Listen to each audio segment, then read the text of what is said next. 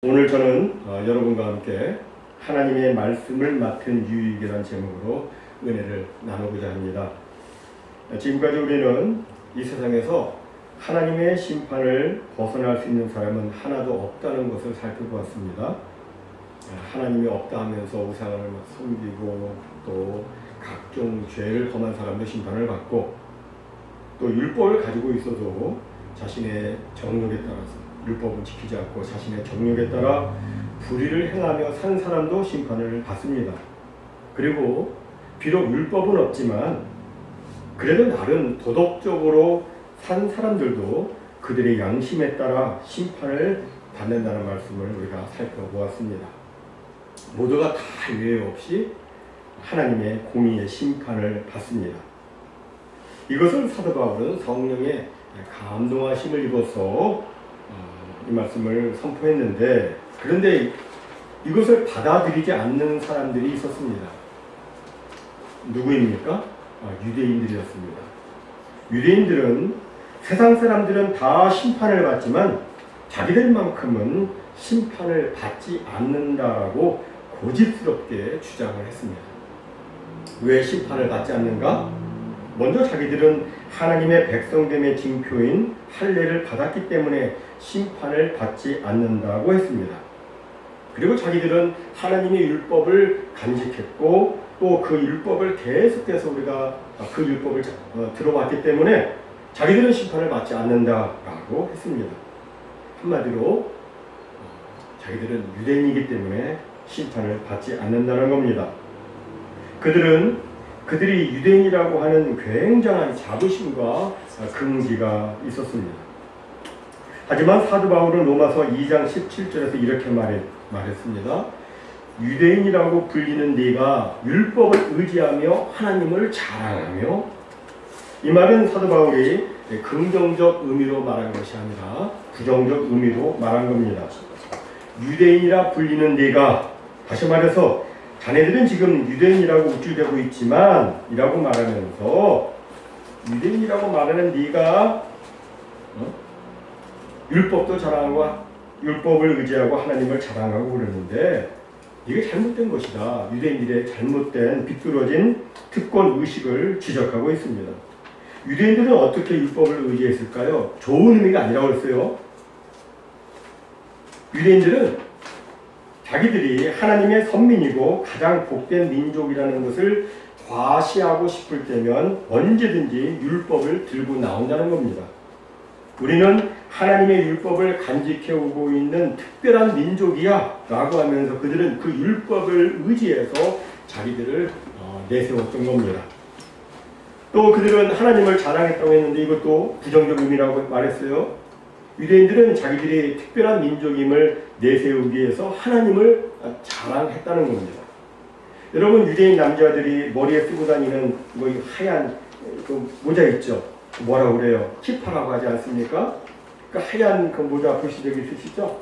그 키파는 그 유대인들이 회당에 예배 드리러 갈 때도 그걸 쓰고 심지어 전쟁에 나갈 때도 철모 밑에 받쳐 쓴다고 합니다.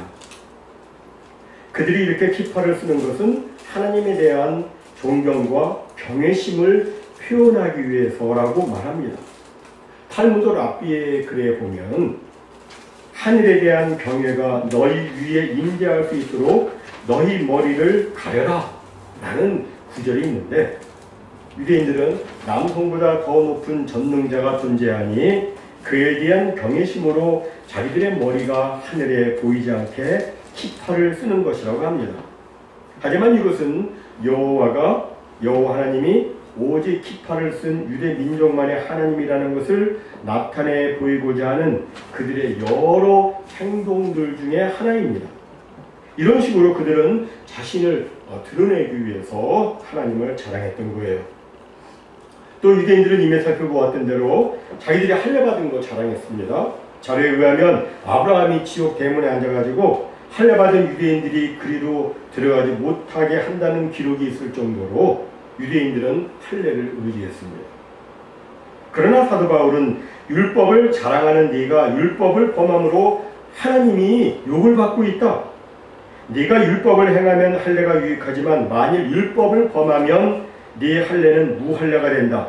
혈통적 유대인이 유대인이 아니고 육체의 할례는 할례가 아니다 라고 말을 했습니다. 그러자 이제 이 말을 들으니까 유대인들의 속이 끓는 거예요. 그래서 유대인들이 항변을 세 가지로 하는데 오늘은 그 첫째를 살펴봅니다.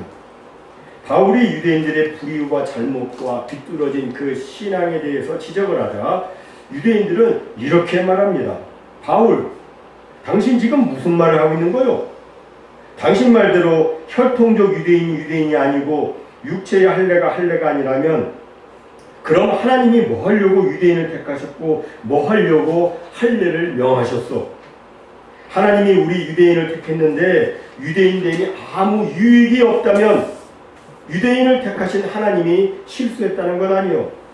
하나님이 할례를 행하도록 명하셨음에도 할례가 무익하다면 할례를 명하신 하나님이 잘못되었다는 것 아니요 하면서 반박을 했습니다.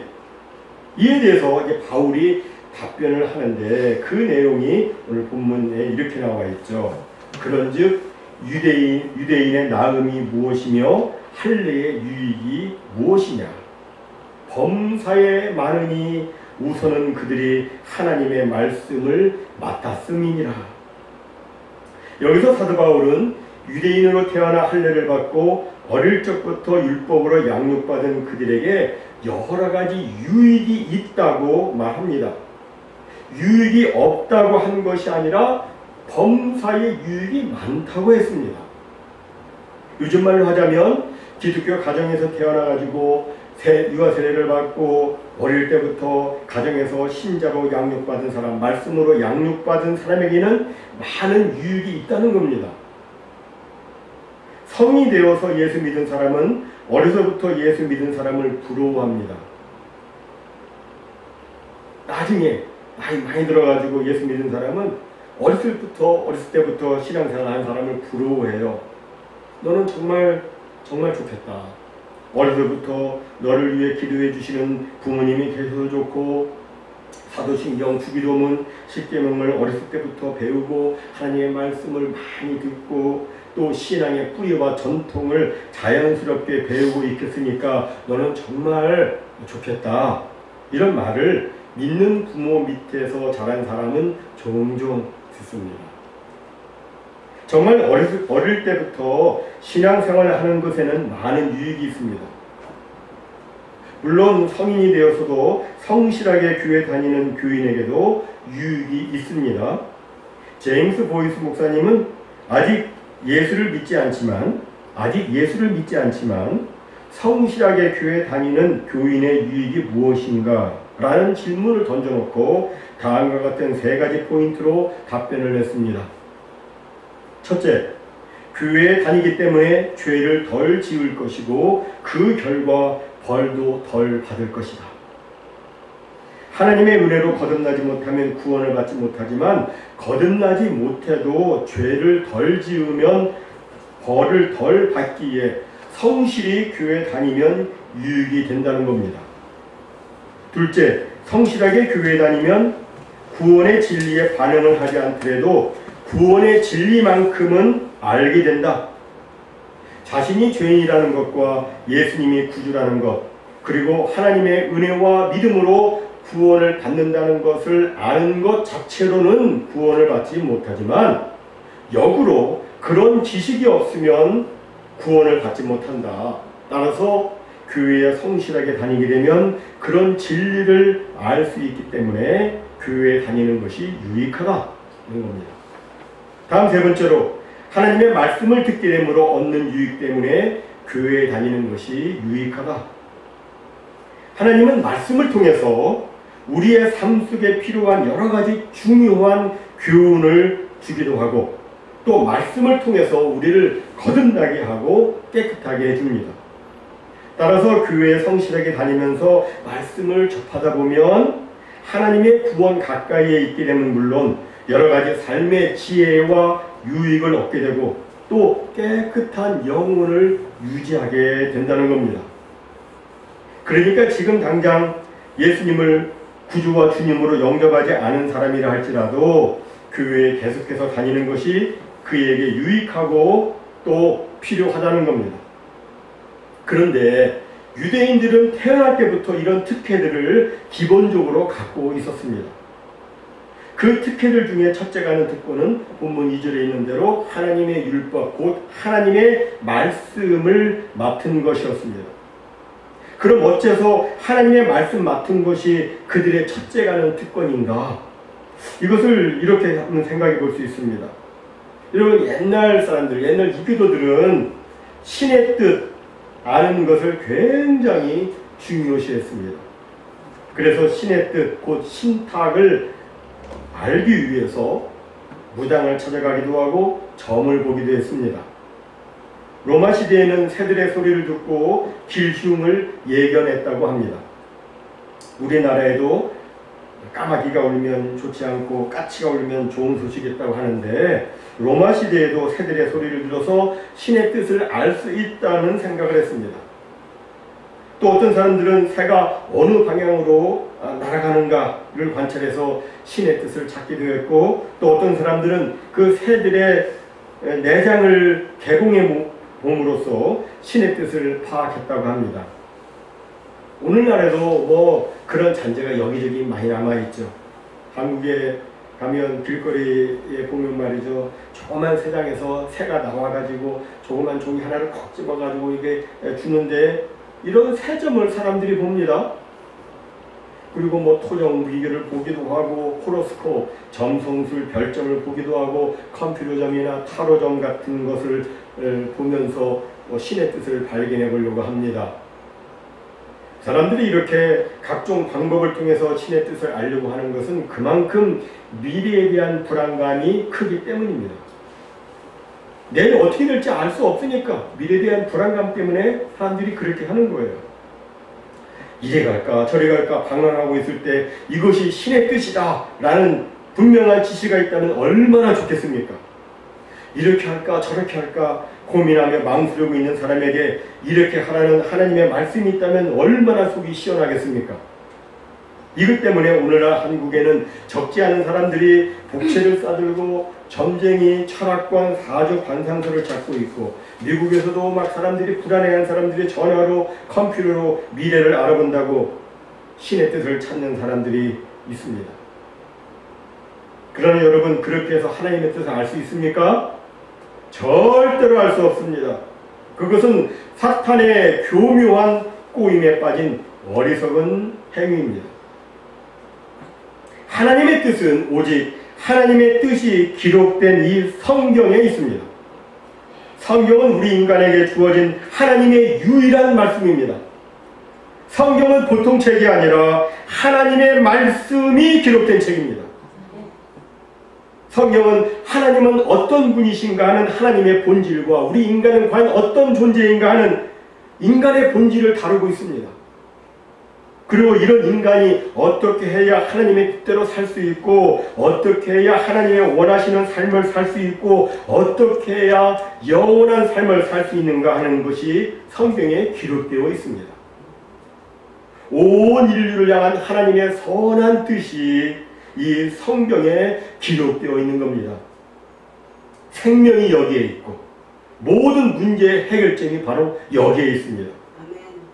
따라서 이런 하나님의 말씀을 유대인들이 맡았다고 하는 것은 그들에게 굉장한 특권이 되는 것입니다. 이것을 사도 바울도 인정하고 있는 거예요. 범사에 많으니, 범사에 너희들 유익이 정말 많은데 그 중에 우선은 첫째는 그들이 하나님의 말씀을 맡았음이니라. 그러나 바울은 여기에서 꼭 이런 얘기를 덧붙이고 싶었을 겁니다. 당신들이 하나님의 말씀을 소유하고 있다는 것은 정말 놀라운 특권이라고 저도 인정합니다. 그러나 당신들은 과연 그 특권을 제대로 활용하고 있습니까? 라는 말을 하고 싶었을 겁니다. 이것은 오늘날 우리들에게도 적용이 됩니다. 옛날 유대인들은 구약 성경만을 가지고 있었다는 그 자체만 해도 특권이었습니다. 그때는 구약 성경밖에 없었죠. 그것만 가지고도 그들에게는 굉장한 특권이었습니다. 그보다 더 큰 특권은 없습니다. 그런데 오늘날 우리들은 어때요? 우리들은 신약 성경도 함께 가지고 있습니다. 예언인 구약만 있었다면 그 말씀의 뜻을 잘 이해하지 못했을 터인데 그 예언이 성취된 신약까지 가지고 있으니 이제 우리는 성경을 온전히 이해할 수 있는 특권까지 가지게 된 거예요. 이것은 옛날 유대인들과 비교해 볼 때 보다 더 큰 특권임에 분명합니다. 하지만 우리가 살아계신 하나님의 말씀이니 성경을 읽지 않고 묵상하지 않고 적용해서 살지 않는다면 그것은 우리에게 주어진 그 놀라운 특권을 파묻어 두고 있는 것과 같은 겁니다. 여러분, 이 성경을 어떻게 해야 돼요? 성경은 열어야 돼요. 열어서 읽어야 됩니다. 닫아놓지 말고 여세요. 성경을 우리는 또한 읽을 때 그냥 심심풀이 신문 읽듯이 책 읽듯이 그렇게 읽지 말고 이 한 말씀 한 말씀이 살아 역사하시는 하나님의 말씀으로 성령의 감동하심으로 기록된 그 하나님의 말씀으로 그것을 인식하고 말씀을 읽어야 됩니다. 의무감에서 성경 몇 구절 딱 읽어버리고 성경 덮어버리고 그런 게 아니라 정말 목마른 사슴이 시냇물을 찾기에 갈급함 같이 하나님께서 이 말씀을 통해서 나에게 무엇을 말씀하려고 하시는지, 이 말씀이 나에게 무엇을 요구하고 있는지 그것을 막 기대하며 그것을 발견하고자 하는 그런 마음으로 성경을 읽어야 됩니다. 이렇게 우리가 성경을 읽을 때 우리는 하나님의 인도함을 받게 되죠. 하나님의 뜻을 알게 됩니다.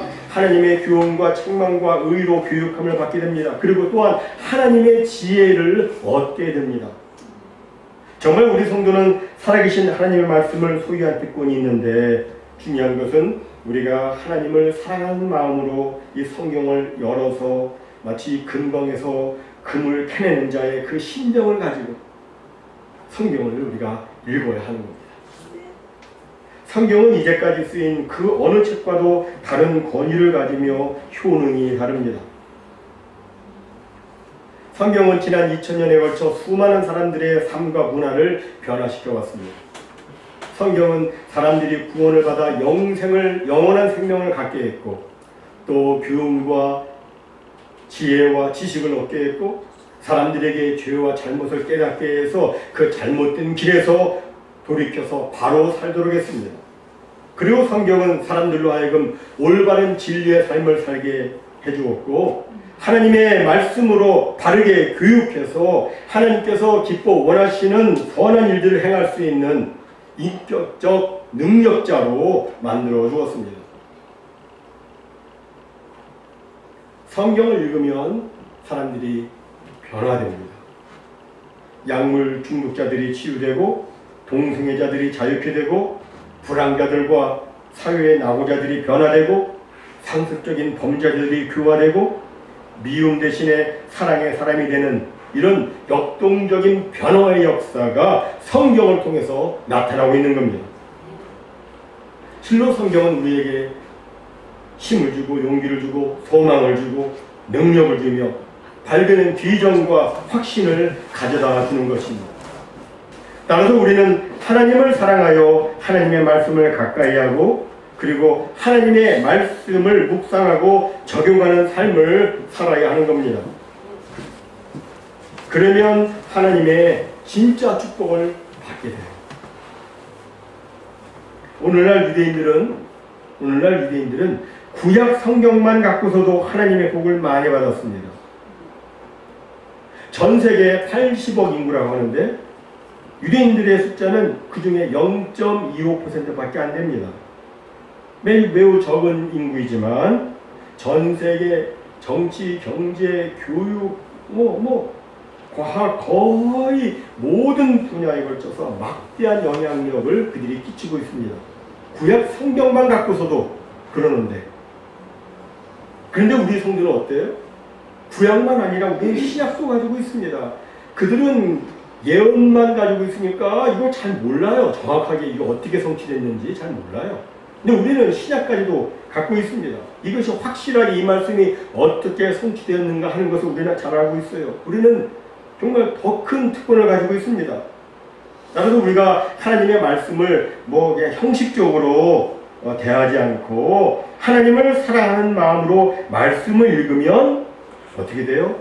영육의 복을 받고 세계 모든 민족의 뛰어난 복을 받게 되는 겁니다. 모쪼록 하나님의 말씀을 갖고 있다는 것이 이루 말할 수 없는 큰 특권임을 기억하시고 하나님을 사랑해서 하나님을 사랑하면 하나님의 계명을 지켜요. 그죠? 하나님을 사랑하면 말씀을 읽게 돼요. 예수님께서 너의 마음과 목숨과 뜻과 온 힘을 다해서 주 너의 하나님을 사랑을 하셨는데 그 하나님에 대한 그 사랑의 표현이 어떻게 나타납니까? 성경을 사랑해서 성경을 읽는 걸로 나타납니다. 말씀 읽지 않고 나는 하나님 사랑해요. 주님 사랑해요. 어디 한몽들에 빠진 거예요. 하나님을 사랑해서 주의 말씀 가까이 해서 이 말씀을 성경을 열어서 말씀을 읽고 하나님 성령님 저에게 이 말씀을 깨닫는 은혜를 주세요. 그러면 성령께서 이 말씀을 읽을 때 그 깨닫는 은혜를 주세요. 거기에 하나님의 놀라운 뜻을 발견할 수 있도록 역사하십니다. 이렇게 될 때 하나님의 뜻을 확실하게 알게 되고 하나님이 원하시는 삶을 살게 되고 하나님 기뻐 원하시는 그 삶을 통해서 하나님께 영광을 올려드릴 수 있는 삶을 살게 되는 것이죠. 하나님을 사랑해서 주의 말씀 가까이 하여 하나님의 베풀어 주시는 큰 축복을 풍성히 받아 누리는 우리 모두가 다 되시기를 예수님의 이름으로 축원합니다. 아멘.